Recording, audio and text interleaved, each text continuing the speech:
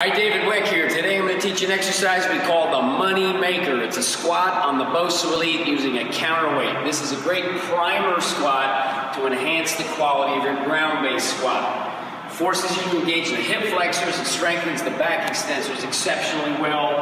And the BOSU Elite, this setup lets us maintain perfection through the center of the body. Let the rest of the body learn to serve the center and not the other way around. Make us better on the ground. So, got a kettlebell here for a weight, dumbbell, kettlebell, any kind of a weight for resistance will work.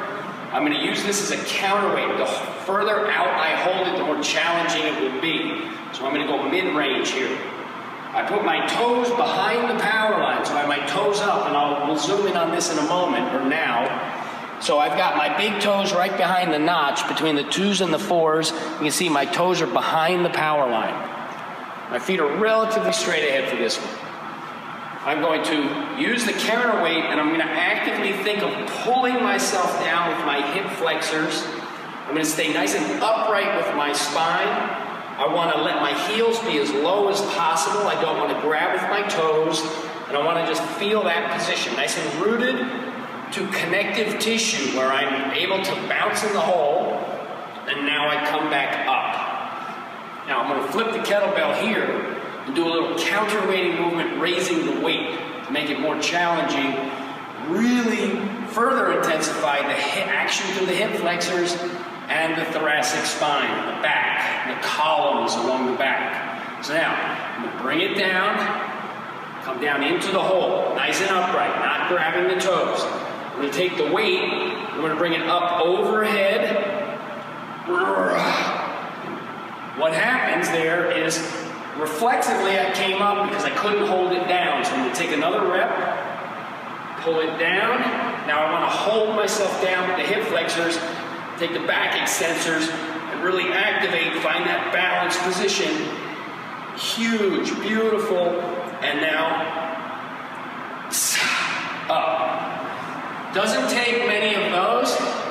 And now, when you come on the ground, boom, everything's cued in to improve the quality, depth, tied in, congruous, total integration of the squat.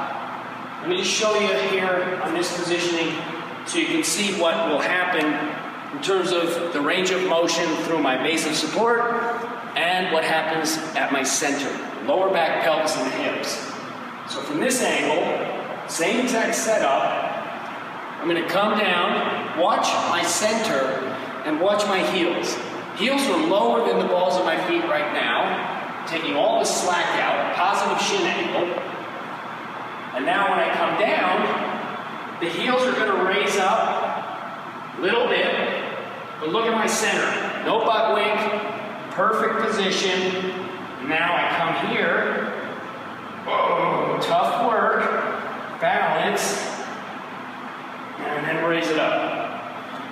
You'll want to do, generally, about 3 to 5 quality repetitions of that moneymaker, and you can use it as a primer set to improve your next set, your next rep and sets of a ground-based squat.